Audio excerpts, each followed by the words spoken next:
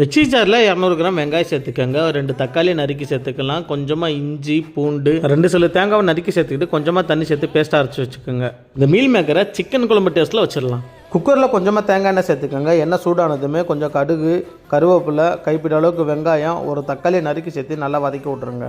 வெங்காய தக்காளி பச்சை வாசனை போனதுமே கொஞ்சம் பட்டைப்பொடி சேர்த்து நல்லா கலந்து விட்ருங்க. மீல் மேக்கரை அரை மணி நேரம் ஊற வச்சு அதையும் சேர்த்து நல்லா கலந்து விட்டுறலாம். 2 நிமிஷம் நல்லா குக் பண்ணக்கப்புறம் 4 ஸ்பூன் குழம்பு மிளகா பொடி, 2 ஸ்பூன் சிக்கன் குழம்பு பொடி, 1 ஸ்பூன் காஷ்மீர் மிளகா பொடி, கொஞ்சம் மஞ்சள் பொடி, தேவையான அளவுக்கு உப்பு சேர்த்துட்டு நல்லா கலந்து விட்ருங்க. நம்ம சேர்த்த பொடியெல்லாம் பச்சை வாசனை போகிற அளவுக்கு ஒரு 5 நிமிஷம் நல்லா குக் பண்ணிடுங்க. 5 நிமிஷத்துக்கு அப்புறம் அரைச்ச மசாலாவும் சேர்த்து ஒன்றோட ஒன்று நல்லா மிக்ஸ் பண்ணிடுங்க. டெய்லி எந்த மாதிரி குழம்பு வைக்கலாம், எந்த மாதிரி கூட்டு பொருள் செய்யலாம், வெரைட்டி ரைஸ் செய்யலாம்னு தெரிஞ்சுக்க நம்ம சேனலை சப்ஸ்கிரைப் பண்ணி டெய்லி ஃபாலோ பண்ணிக்கோங்க. ஃபைனலாக எவ்வளோ தண்ணி வேணுமோ சேர்த்துக்கிட்டு கொஞ்சமாக பெருங்காய பொடி சேர்த்து இது ஒரு 3 விசில் விட்டுருங்க. இது ஒரு டேஸ்ட்டு சிக்கன் சால்னா மாதிரியே இருக்கும். சாப்பாட்டுக்கும் சப்பாத்திக்கும் வேறு லெவல். நீங்களும் ட்ரை பண்ணுங்கள். ஃப்ரெண்ட்ஸ் அண்ட் ஃபேமிலிக்கு ஷேர் பண்ணிடுங்க.